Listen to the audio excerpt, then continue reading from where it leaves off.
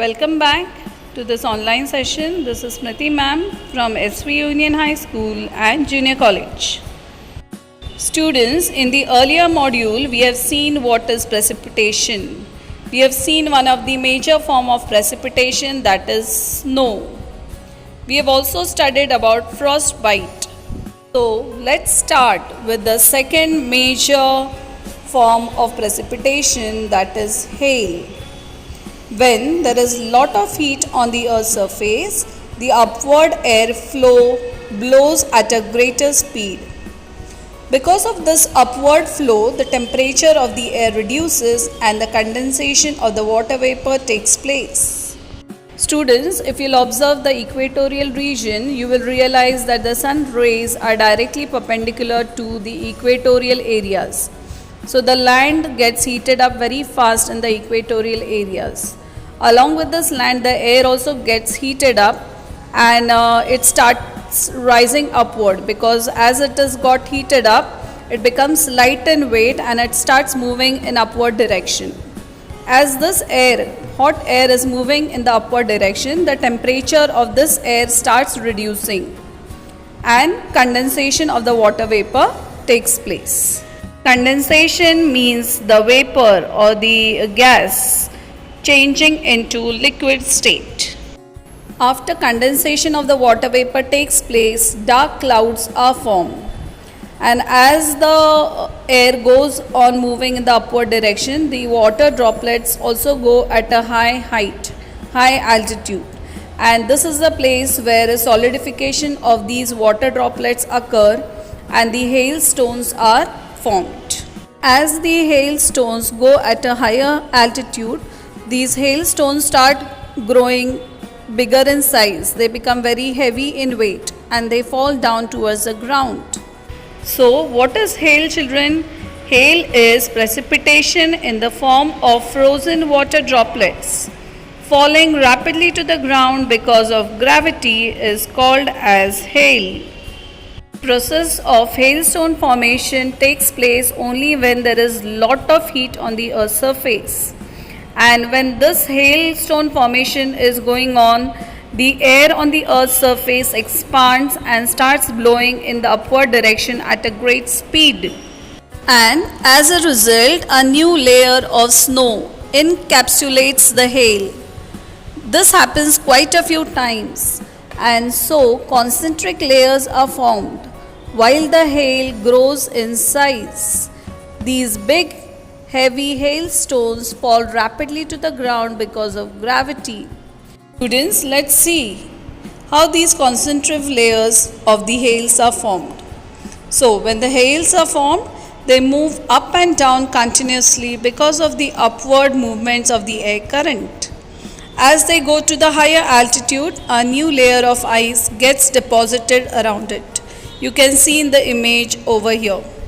As this happens frequently, many layers gets deposited on the top of each other. Such layers are called as concentric layers. We call the precipitation of this type as hail showers. Let's see what are the disadvantages of hail showers. Because of hail, crops may get destroyed. Number 2, there will be loss of life as well as property. Think about it. We use a raincoat or umbrella to protect ourselves from rainfall. What will you use to protect yourselves from severe hailstorms?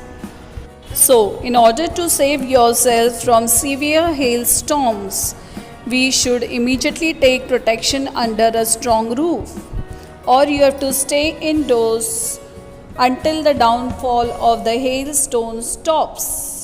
Hails usually occurs in summers in India, Africa, and in some parts of southeast of Asia. Hails do not occur in equatorial areas because of the heat in the atmosphere. Hails also do not occur in cold zones because of the lack of upward flow. Let us make rain. Students, you need to gather few materials to start with this experiment. a vertical glass container with a metal lid, nail, hammer, hot water, ice cubes and handful of salt. Step 1. Take the container with the metal lid, remove the lid and hit the lid on the upper side at number of points with nail and the hammer.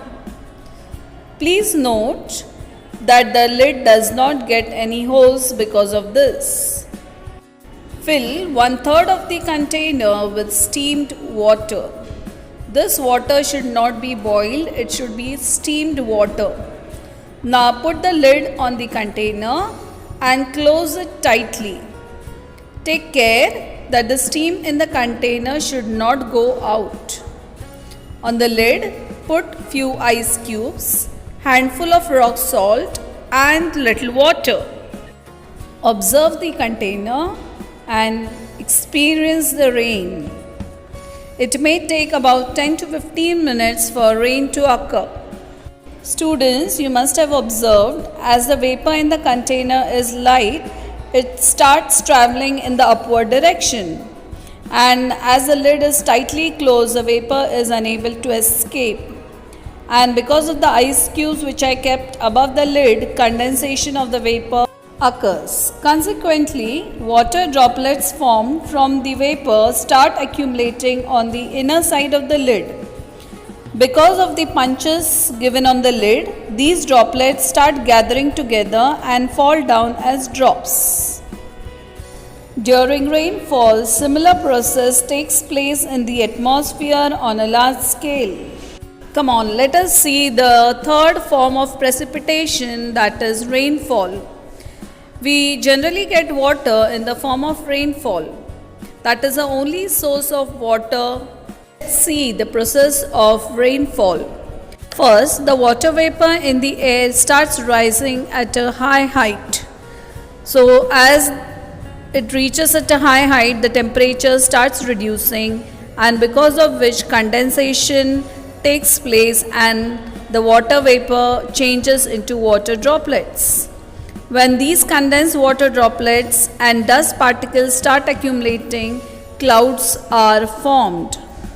These water droplets start increasing in size and reach a stage where they can no longer float in the air. It is then that they come down as rainfall.